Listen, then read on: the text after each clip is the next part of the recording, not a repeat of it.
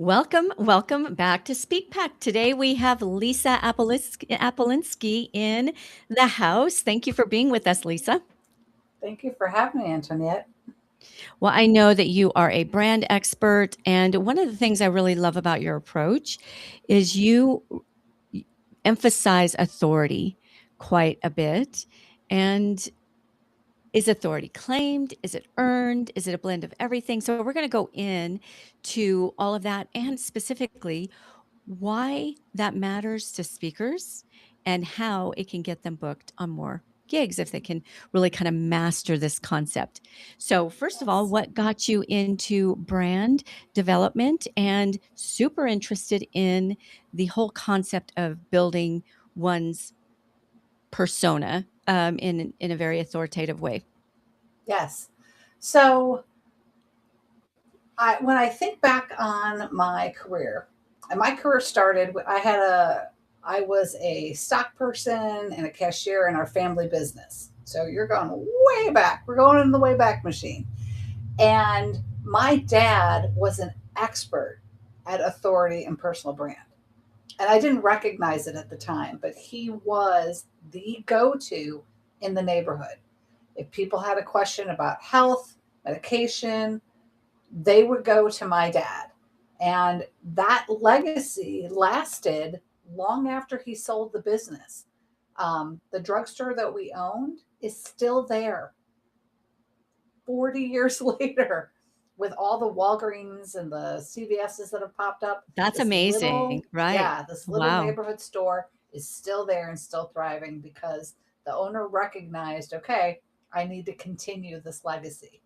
Um, and going into my corporate career, where I started to do some of my speaking, um, again, I just thought this was common practice that people would just have an area of genius and claim it and make sure everyone knew it.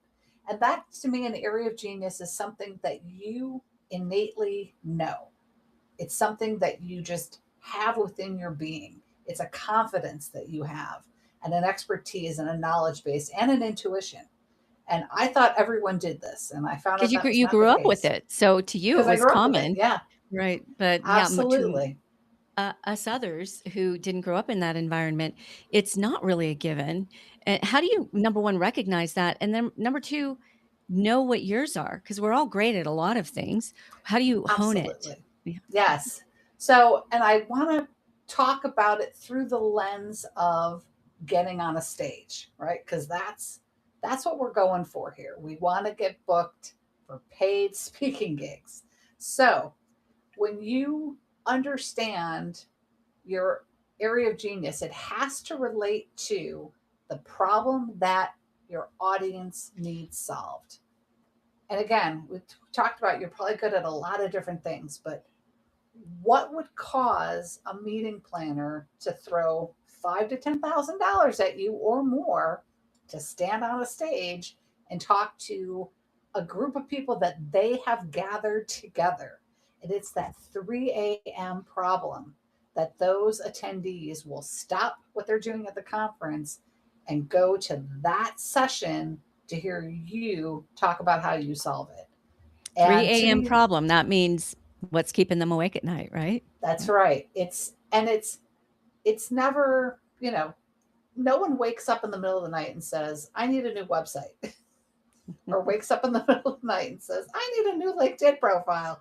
That's not a thing. They wake up in the middle of the night and say, oh my gosh, I am not going to hit my numbers for the month. Oh my gosh, where am I going to get this lead generation? Oh my gosh, how am I going to develop this strategy so that I get more business in or I get more visibility? Whatever that is, that's the 3 a.m. problem that you want to get to the core of. And part of that 3 a.m. problem is the solution that you provide. And I don't like language cheaper, better, faster.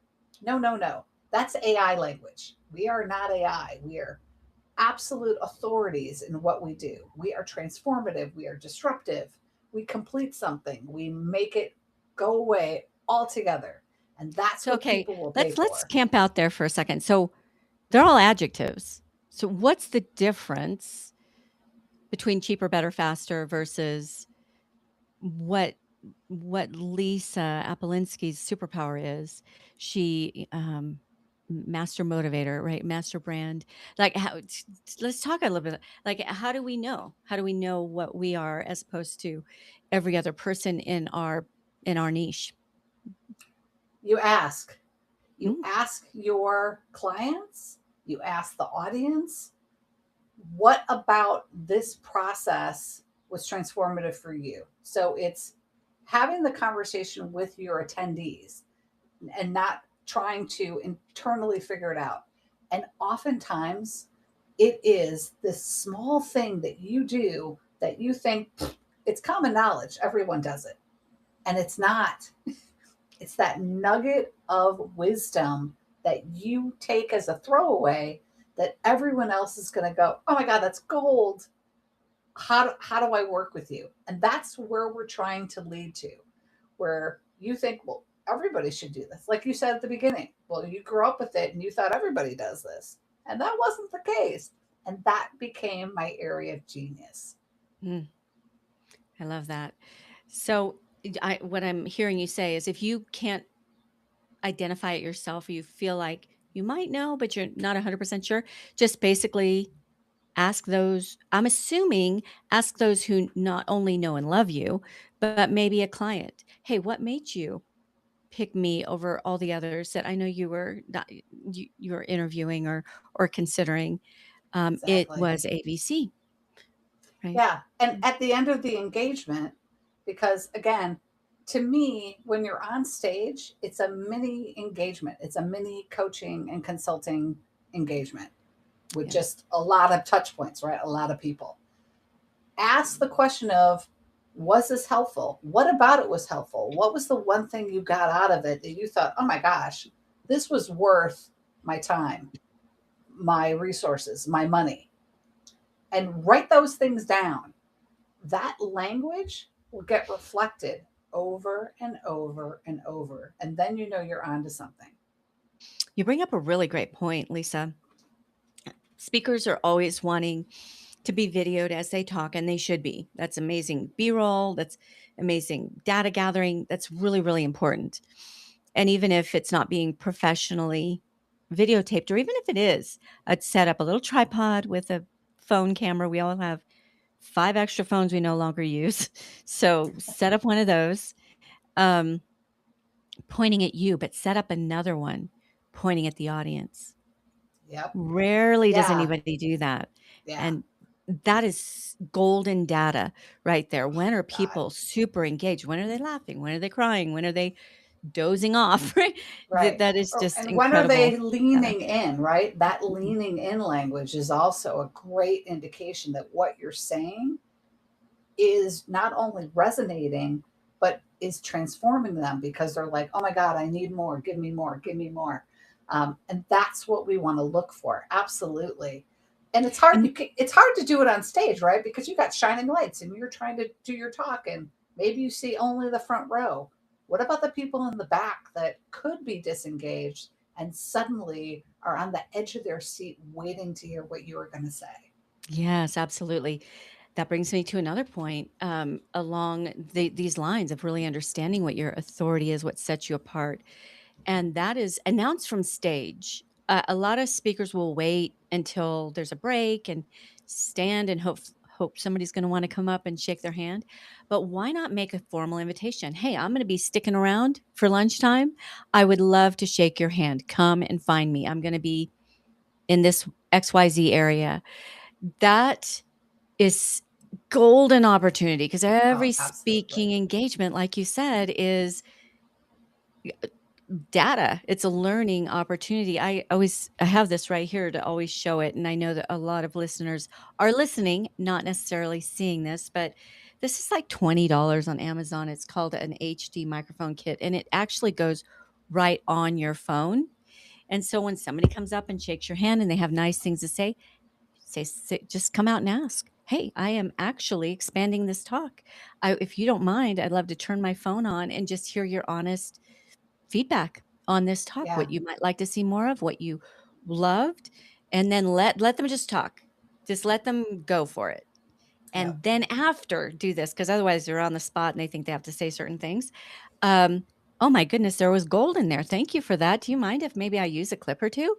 And some, oh no, go ahead. Great. Well, and you're still rolling. State your Right. first name and your position, or state your first name and your state. Now you don't even need a signed release because you have it videotaped.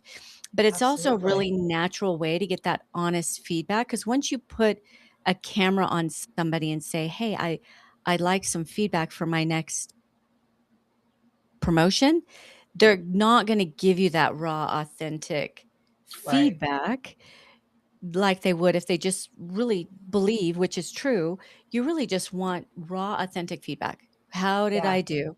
And in that, you find those little gold nuggets that you may not see. You're too blind to see. You're too close to see for Right. yourself. Right. And leaders always lead. Authorities always practice authority power. I believe that hands down. And when you're out with the audience, and it really, I got to say this, I'm going to get on my soapbox for a minute. It creams my corn when keynote speakers talk and they immediately leave and rush for the airport. So wrong. No, so wrong, because it's an opportunity for the meeting planners to see you interact with the attendees. And if they're It's. like, wow, this is I'm. great, right? They're going to I'm want to so book glad you you and brought they're that going to up. tell other people. And that's what we're looking for. We're looking for word of mouth that you're the speaker to hire because you not only know your stuff, but you were engaging and you took the time to interact with the audience in a way that brought value. That's inevitable. And that's gold. That's absolute gold for So future meeting good. planners who are going to book you. And you'd be able Yeah. to book it. I mean, and tell me if I'm wrong, because you are absolutely the authority here. When they see that, you can ask for higher fees because of the value that you are providing. You are so spot on, and I'm so glad you brought this up because that's one of those blind spot areas for me. To me, that's a given. Like everybody should know that, right? But there's so many speakers who don't. I think that they think, Lisa, tell me if I'm. It's a misunderstanding of what authority is. Like they walk in and they walk out because they're the person of authority, and it's so backwards. Yeah. What is that? There's a Bible scripture that says, if you want to lead, be the, I'm totally botching this up, but you know, be the foot washer, like so be the Yes. serve to lead. This is a That's very, right. very similar concept in that you're so spot on, Lisa. Your next best engagements are going to come from your current engagements.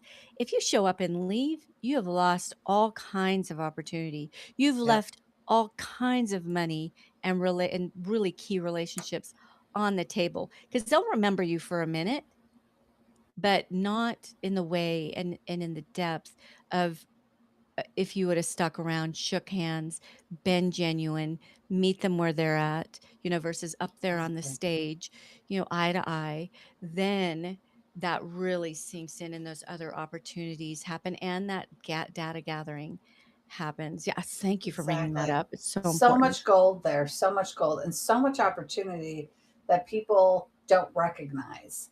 And I don't understand it, to be honest. If when I'm on a stage, I'm still interacting with my audience. It's like I'm in a room with them. I mean, I'm physically in a room with them. Why wouldn't I want to continue that conversation? Why I wouldn't I want to continue to be helpful and, like you said, to serve? Why would I just be like, I'm just going to vomit a bunch of stuff on you and then I'm out of here. Where's my check? No, Yes. no. That moves it to transactional, and your meeting planner is going to remember that. If you move it into relationship, experiential, value based, that has stick power, right? That has stickiness. And that meeting planner will tell every other meeting planner, oh yeah, book that person for sure. Ooh, I love that. I may just borrow that. Lisa, so R&D it, rob and experiential. duplicate. Relational and experiential versus transactional. Who think of your own life, right? When you move into the transactional, everything changes. The Ugh, posture, yeah, everything changes, Right. Yeah, very, very good. Yeah. Uh, I had an experience. So, as you know, before I was an agent, I was a producer of very large scale events. And I had this one speaker who would come back every year. He was incredible. Really, really loved him. And this one year, one of his employees, and he had long running employees he was very close to, they were like family. Sadly, their little girl got into some mold underneath a refrigerator, somebody's No. house they were visiting, and didn't make it. And Oh, so it was it was devastating. And this particular speaker was on stage when the news came. Then he had a quick oh, break and then he had to go back out onto the stage. And he profusely apologized that he would not be staying after his talk to shake hands because, this terrible he didn't go into detail from the stage, but yeah. he had a pressing matter that he just got word of that he was gonna have to leave. But I thought I had so much respect for him. He Oh, could have yeah. just tried to rush through that last phase, right? And just left. He didn't need to apologize, but he understood the value of that and that people were genuinely looking forward to that part, to be able to Oh, shake for his sure. hand. For Um, sure. yeah, so a Yeah. real pro understands that for sure. Yeah. Oh, absolutely. Absolutely. Unless they're And a diva and I'm not interested in working and with there are or hiring. unfortunately several of those out there. And that's the other thing that I'd love to get into, and I'm sure we're going to talk about this soon. Um, your authority for your meeting planners start well before you ever have a conversation with that meeting planner.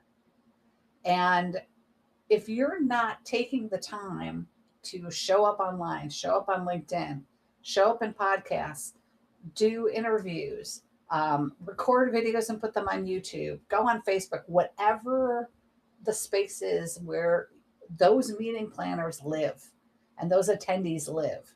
If you're not taking the time to invest in that relationship early and often, you're not only missing the engagement with people who would hire you to put you on a stage, you're also missing the engagement with AI. And I have a quick story. Mm, So, a client of mine, and this is true whether it's a meeting planner or a client, it's all very applicable.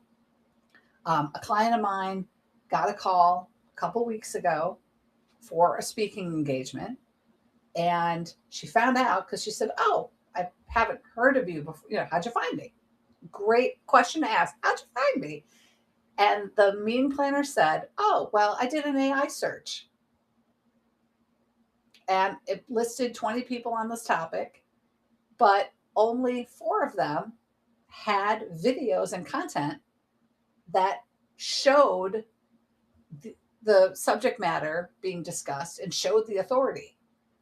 So, as a meeting planner, they need to look at videos to see how well you do on stage and how articulate you are. They have to look at content to see if other people research who you are, that you're the real deal, you're an actual player. And AI pulls all that together. And only 4 out of the 20 had it. Guess where okay. the other 16 went? Right into the trash. This is such this is so timely. Do you know Lisa? It's okay, first of all, y'all listen to what this woman is saying. She has helped her clients generate over 1.5 billion in Yep. new revenue through her guidance. So you've got it right here on Speak Pact. You need to listen to what she's saying, and you're obviously right on top of the times right now. Very Yeah. relevant in real time. I was blown away the other day, Lisa, when I heard this. This it's very, I'm not going to name him, but he's a very well known kind of marketing guru on YouTube. When he said this, I unsubscribed because I do not want advice from anyone who would say this. And I've followed him for a long time, and there's a lot of good that he does. I just don't want to hear something that is so far off because maybe he's weaving in other things that are far off. But he was asserting that because of AI and because of the way things are these days, you no longer have to be a specialist. You can now be a generalist. And I'm like, what No. are you saying? No. Oh AI, God, if you confuse no. AI, you are gone. You are gone. So Let's talk about that. Well, yeah, and think about that statement. If you're a generalist, so is AI. Why would I give you money if I can get it for free? Right. That makes no sense. And like you said, AI is looking to categorize you just like everybody else. What category are you going to choose? If you categorize yourself, and again, I don't want to say it's right or wrong. I'm not putting morality on this, good or bad. If you categorize yourself as, and I'm just going to throw out a topic, I'm a transformational leader speaker, or I'm a speaker on resilience. Okay, as a meeting planner, I'm going to put you in an envelope with 10 million other speakers that have that very general term. But if you talk about, um, and I actually have a client that is doing this right now. If instead of resilience, I say, there is compounding grief that transforms. So I actually help you break through compounding grief. And I don't know if you've experienced this. Something happens, and then something else happens, and then something else happens, and you're going, what? Right. Yep. And it just knocks you down and knocks you down and knocks you down. And she talks on that trans, you know, the tsunami of grief and how to use it to not only get through but to thrive. That's a very specific category. That's a category a meeting planner can go, aha, I understand. I can see how my audience would engage with that. I'm a resilient speaker, well, so is every Tom, Dick, and Harry out there. That's great. But what does that mean for my audience?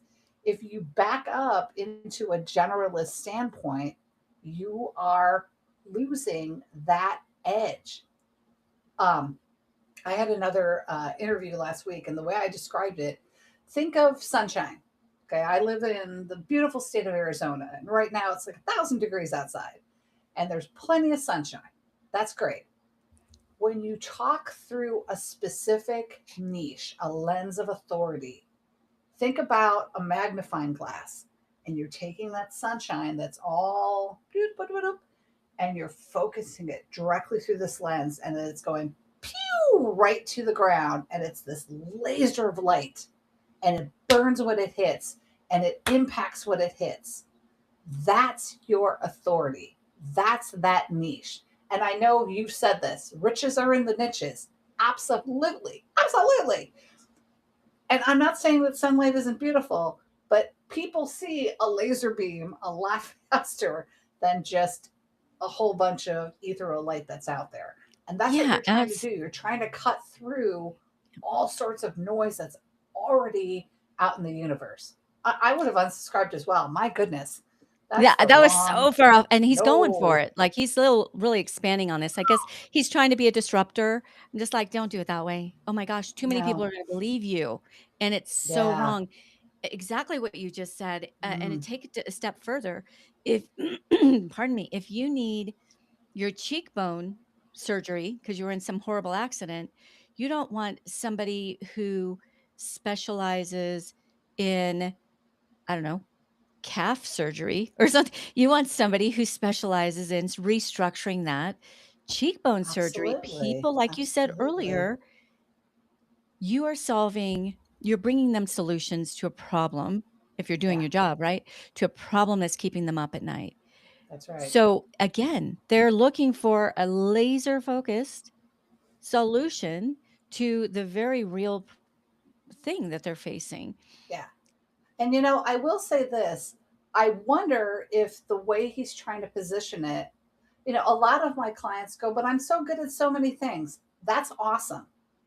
You want to give your meeting planner, your right fit client, the one thing that they can latch onto. And if you solve that, you've just built trust. And then they'll ask you, well, what else can you do? Because they'll believe that you can help them. But if Yeah. you throw too many things out there, they don't know what to grab. So they grab nothing because they want to lower their risk. We are in banana sandwiches times where People know they have to do something and they're afraid to make a decision because what if it's the wrong one? What if they waste time? What if they waste money? What if they waste resources? What if they get further away from their goal and they end up having a severe problem? That's what they're afraid of. And they'd rather do nothing than to take a risk. If you are clear about that 3 a.m. problem, you have other things that you can offer later. But that 3 a.m. problem is the one thing that they will take that slight risk for and reach out and grab. And that's what you're Mhm. trying to get them to do. If Yeah. you throw everything out, I mean, why would you? Why would you throw money or time at a problem? But if it's that Yeah. one No, you thing, painted that picture really well. yeah, I think there's a I mean, Seth Godin, right, would be amen in the heck out of us, right, with his Purple yeah, Cow book. that's But right. you really hit on something. I think people are afraid that, well, if I talk about this one thing, then I don't get to talk about the other things that I would also like to really share. Own your core and the rest will find you. That's But right. this is the difference that I see, Lisa. Tell me if you see it a little bit differently. Your core, no one else can replace. You are the go-to. You are the expert in that. You nowhere else, right? Going That's back to right. Seth Godin's Purple Cow in a Sea of White Cows. That's You're right. the one for that. Yeah. Now, once they know you, they love your style. Oh, she also does this. Yeah, other people do that too, but we already know and love her, right? So that's like the That's it. outer. Go ahead. Yeah. No, that's totally it. So it's again, it's building that trust and that relationship and investing in it, but investing in it one one solution at a time. Um, if you're trying to, I always go back to if you're on a date and the person's like, let's get married, and you're like, what? But Woo. right, you're like, absolutely not. And they could be the perfect person for you, and you're like, no. But what if you did a coffee date and then you did a dinner date and then you did, right? And you're slowly, it's building that relationship. You can't throw everything at the client at once. I've, and the same is true for the meeting planner. You're not going to get on a stage and talk about 15 things. You're not going to fire hose your audience. My God, please don't do that, because the audience has to catch up with what you're saying. Have one problem that you solve, have two or three key things that you're going to share so the audience doesn't get overwhelmed. Because if they get overwhelmed, they're going to, even if you're amazing at what you do, they're going to go, well, that talk sucked. That is not something you want to hear. Or, my God, it was so much information. I didn't know where to start. I got overwhelmed. That's Yeah. almost as bad. You have so much information that you can fire hose out. You have to become a sprinkler instead. And that's where that 3 a.m. problem really helps you to hone that. You've got Yeah. like what, 45 minutes on the stage. My God, let people catch up to your authority in your area of genius. Give them a chance. Let them win. Let them win. We're so aligned. And who are you really thinking about when you're fire hosting them? Who you really are you just really wanting to show them everything they that you know? Or are you That's really right. caring that they at least walk away with one executable thing that they could put into practice and then come to you? Right? Really a talk Right. is the first, hopefully, if you're doing it right, is the first step in a journey. It you don't we call it well, I constantly say it don't pour the whole pot of pasta on someone's head. It could be the best, it could be your grandmother's pasta, right? It too much is too much, and they can't, if they can't digest it all, they leave with their hands up, "Oh, that was really good, but, I gotta go process." Last way, you want them just like, "Wow, that was amazing. Where am I gonna find my next where where can I find her for the That's next bowl right. of nourishment?" That's And right. don't French kiss on the first date. You're building a relationship. That's And right. how many of us have had relationships that actually lasted where you jumped in too fast too soon? Right? You've got Right. to build that really methodically and intentionally because each step in that journey is solidifies, right? Makes you unforgettable, makes you more trustworthy. It just every step is so important. And we're in a fast food society where we just want to Yeah, Mm. we want to skip a bunch of steps, and you're doing your audience a disservice, you're doing the meeting planner a disservice, and you're doing a disservice to yourself if you try to rush the relationship, if you try to, and like you said, if you're fire hosing your audience, you're doing it for you. You're not doing it for them. You've forgotten about them. And when you're on the stage, your audience is the only thing that matters. That's it. It's all about your audience. And they It's can all read it. about making They can yeah, see it a mile away. that's right. Are That's you there for absolutely them, or right. if you honestly, like, if you're fidgeting or rocking back and forth, which is self-soothing, you're Yeah, thinking about you, not them, and they that's see right. that. So you don't wanna leave them feeling sorry for you, having a little pity, or they're nervous. No, you don't want Right. that. You definitely don't want them to feel like all you care about is you and your agenda. If they can just, even for the slightest moment, believe that you're there for them, That's you right. have already a huge inroad to, number 1, making a difference, and number 1, being asked back, and number 2, being Yeah, asked back. Now, absolutely. I Absolutely. know, Lisa, you have multiple books, but you have a new work out that I feel, yeah, there we go. If you're watching video, you can see them on YouTube, but otherwise, definitely look Lisa up, and we will have her in the show notes, and we'll introduce, how to get a hold of her here in a moment. But you've got a new work out, Persuade with a Digital Content Story. I'm really interested in understanding what you mean by that, because we've all heard storytelling and persuading through story, but what do you how do how does that translate to digital Yes, content? absolutely. So, and actually, that book came out in 2021, and it was actually voted one of the top content marketing books in the world to read Ah, wow, in wow, wow. 2021. So, super, super Great. excited. Okay, Um, so and the fairly new, depending on still what new. fairly new. And the tenets in the book are still so relevant today. Number one, when you're on a stage, storytelling matters. Your story matters. People won't remember concepts, but they will remember stories because people are hardwired for stories. As a producer, you know how, TV, movies, it all follows a certain storyline, and Hollywood is a couple $1 billion industry, several $1 billion, so they must be doing They something might right. might know a thing or two. I might know a couple of things, might. But where a lot of people miss the opportunity to make the story persuasive is they talk in terms of what they do instead of what the client got out of the relationship. So I'll give you an example. You could be talking about, um, let's say, you talk about safety. Safety is a big one, right? And you're on the stage and you're talking about how you did this or you do that or this is your process. Boring, snooze fest.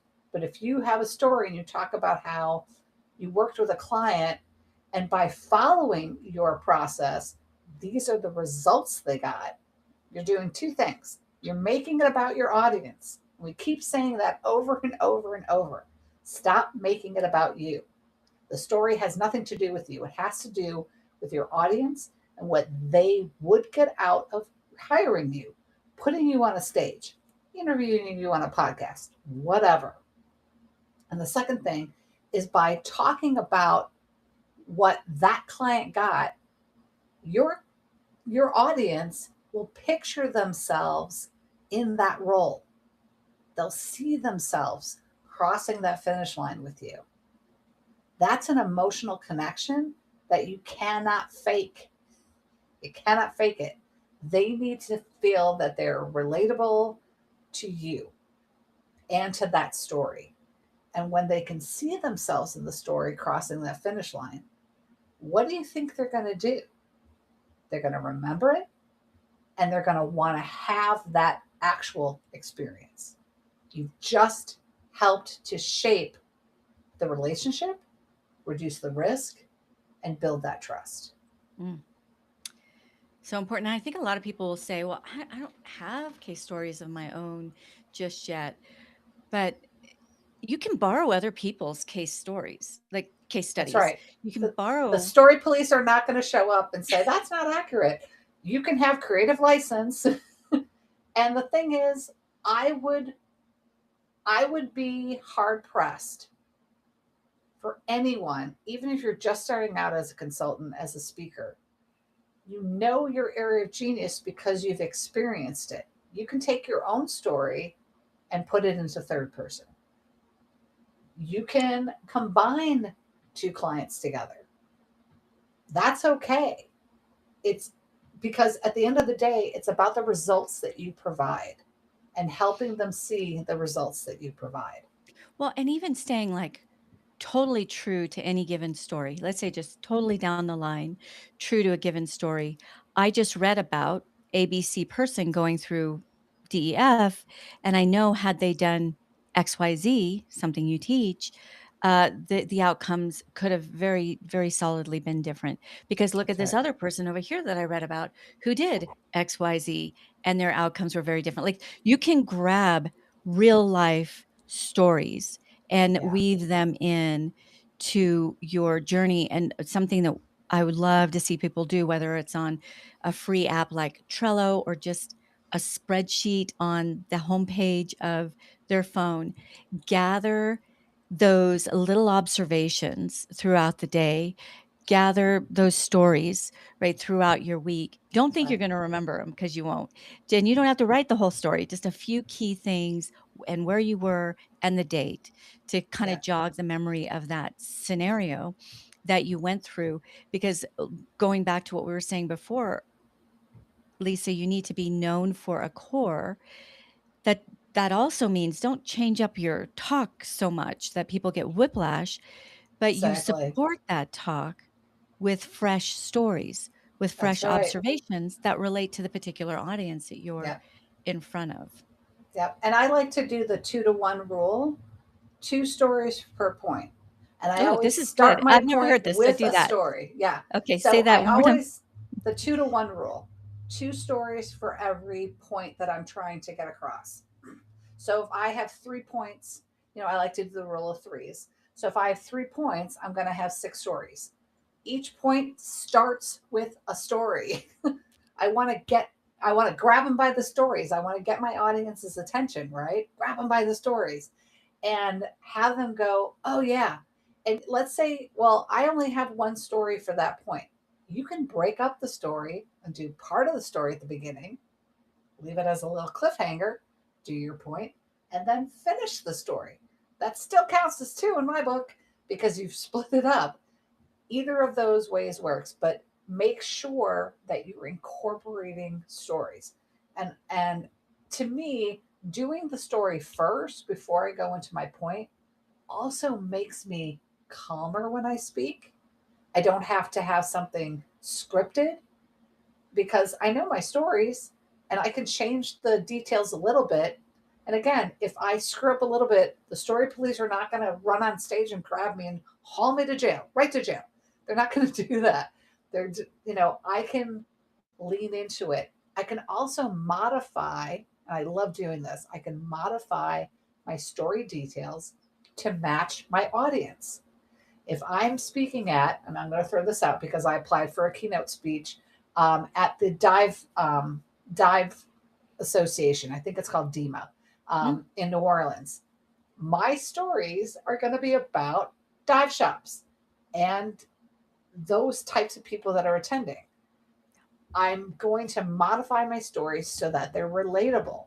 I'm not going to talk about an attorney at a dive convention because they're going to go, well, what does that have to do with me? So it's okay to modify your stories so that it fits your audience.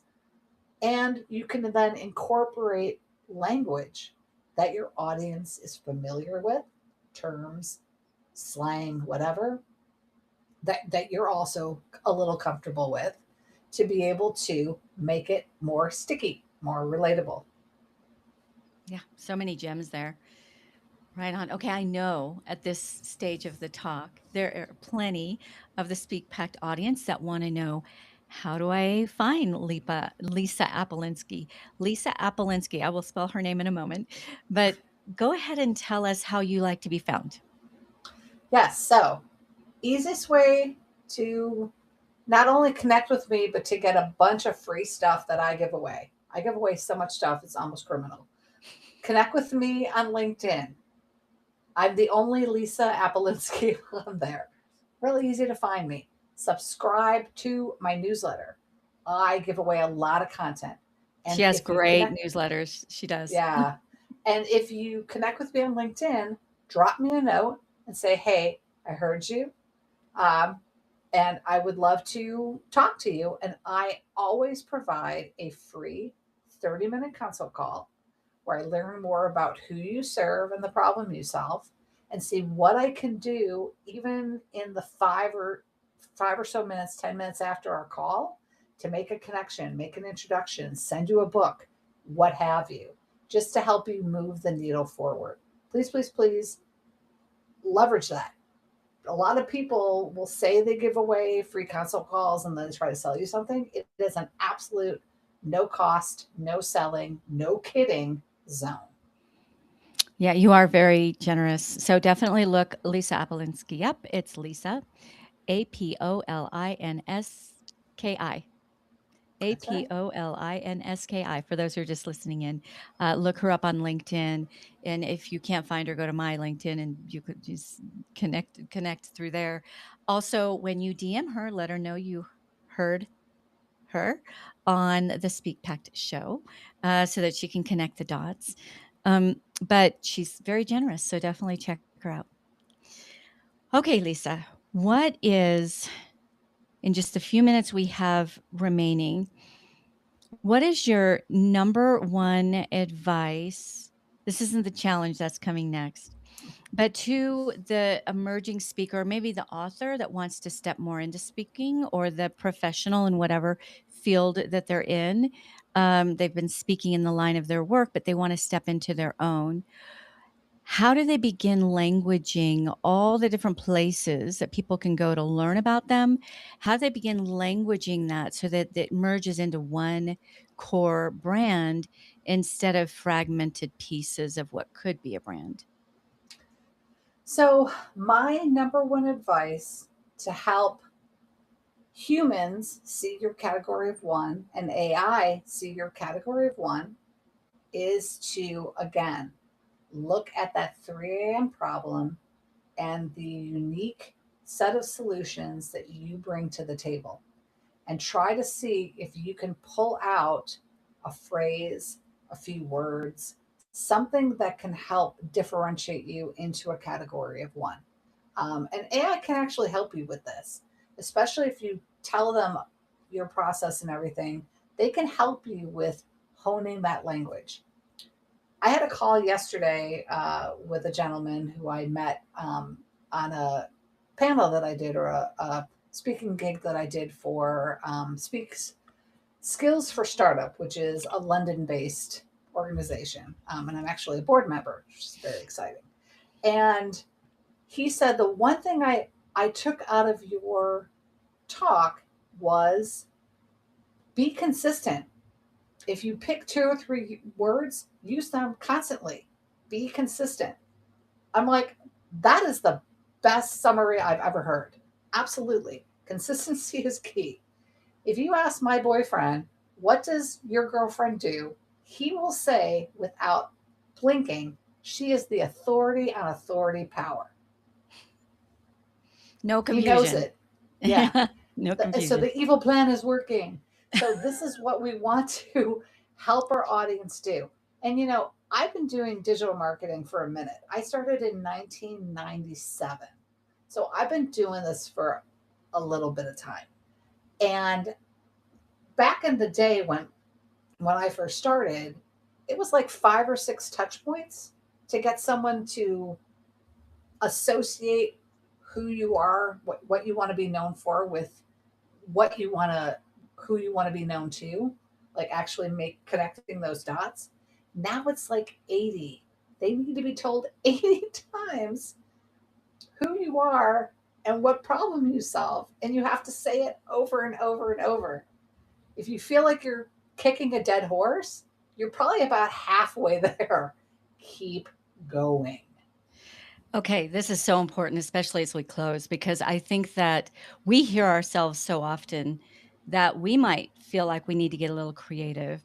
There's ways, like what you were saying about the story, there's ways to get creative saying the same thing, but don't try to be original and go here and No, go there. Not only are you confusing AI and confusing your audience, you're confusing your brand, but you're also kind of confusing yourself. Like, what are that's right. you Yep. really? And people, Clarity over cleverness for sure. every single time. Don't fall into the clever. You don't have to be clever. Be clear. And they wanna Clear, know clear, that you clear. know what you're That's an right. authority in. They That's wanna right. know when when you go to a certain person over another, it's for a certain reason, because they That's are right. really good at ABC. And if all That's of a right. sudden you're talking about, you're a brand expert now talking about, I don't know, how to train, Great Pyrenees, like, "Oh, you're an ex you switched? Yeah. You're an expert on Yeah. something else now?" And it doesn't mean Yeah. you can't use a story about training your Great Pyrenees on something to illustrate a brand, but it That's always right. has to go back to you are solid and non-negotiable in what your core is. You're all in so they can trust that you're on top of Yep. it and you know what you're talking about. You're not a dabbler. You're really going to help them get to that center. So I love that you brought that up because I think that people think to build an authority, they've got to be original and flashy and unexpected. No. No. Be clear. No Clear. one's They're clear not clever. anymore. Yeah. Don't make people guess. If they have to guess, they're moving on to the next person. They're gone. Make it Yeah. smack them right between the eyes with what you do and why you do it well. And own it. I'm Own gonna that write that one narrative. down. If they Yeah. have to guess, they're gone. If they Yeah. have to guess, they're gone. Yep, that's so true. Yeah. Because that's not even just with your audience, that's with the decision makers whose jobs are on Absolutely. the line to choose you over the 20 other people wanting your spot. That's And if right. you're And not think about, clear, yeah. yeah, exactly. And think about, and I don't know if you've actually been in a room where it's several meeting planners and then you have the association group, right, for the conference. And they're trying to, they each bring their own keynote that they want to book. If they're like, oh, wait, she does, wait, I got to look. If they're like, she's the authority and she does this, and they're like, yeah, and it's very clear, they own it as well. They're Yeah. your voice in that room to get booked. Yeah. So make it easy for them to Make sell it easy you. for them. Yeah. They want to be They wanna be that Superman, superwoman, That's who right. picked the best one. But you That's you right. brought up a really good point. If they can't even explain you like your boyfriend can in 3 words, 3, 4 words explain you, Yep. that those decision makers should be able to bring you to the table. It's like, I don't know why you'd look anywhere else because she's the go-to on this, right? Yep. Exactly. Exactly. Is there something, Lisa, that you can leave the Speak Pact audience with today on our universal journey to make the greatest impact with the power of our voices through speaking that we can, that would move the dial for them in really establishing, owning, right, and establishing their most clear, most powerful authority brand? If there's one thing that I would tell the audience to do right now, and for me, it's without a doubt one of the most powerful things you can do to move the needle immediately. And they're already meeting planners are searching for fall and winter. So this is the time. Make sure that you have real understanding of that 3 a.m. problem and then reverse engineer how your solution solves that problem. Understand that link and lean into it. Talk about it a lot. People aren't hiring you for the activity, they're hiring you for the results that you're going to provide. And on a stage, you have 45 minutes to get them to that result. If you don't have real clarity around this is the problem, this is the solution, this is how I solve it, boom, boom, boom, why would anyone put you on a stage? That's what people want. They want to walk out of that session going, I'm empowered. I'm ready to do this. I feel like I can handle it. And if I am unsure, or if I'm like, that was great and I need help, they'll call you. So that's also what we talked about, right? That it's not just the payment you get for being on that stage. You can easily make additional revenue with a workshop, with a mastermind, with one-on-one coaching. All of that, all of that revenue follows. And that will always outpay, even if you got a $25,000, $35,000 talk check, the audience and the resulting opportunities will always outpace the That's pay right. that you got. Earlier you said something, get paid to speak. One thing I like to say is, so there's paid talks, and then there's talks that pay. Those are That's very right. different concepts, and you need to be working both Yes, sides of that table, or you're leaving a absolutely. lot of money on that table. Yes. And I know Mark LeBlanc says this, and I think you've said it as well. You talk for fee, you talk for fit, or you talk for favor. Fee, fit, or favor. And a lot of people miss the fit. They think fees, fees, fees, fees. I must get $10,000 speaking gig. That if it's a target rich environment where you could be making 10 times what your fee would be, would you be willing to put your money on the line to say, I know I can solve this problem and I'll go in at a much reduced rate because I know I will get business on the back end because I'm that good? Or do you want to get your money up front? And if you don't deliver, oh well, Yeah. Why not both? Do it. why You not can you both? can work it both. Yeah, I love that. Speaking of fees, make sure, dear Speak Pack listeners, that you do not miss 3 days with me talking all about how to monetize your speaking career, not just to talk, not just that keynote check, but all the different ways to do that and multiply those opportunities. Speakerrevenuelab.com, speakerrevenuelab.com. Definitely catch that with me. It is coming up. If you missed the last one, you can catch this next one coming up. Make sure to check that out.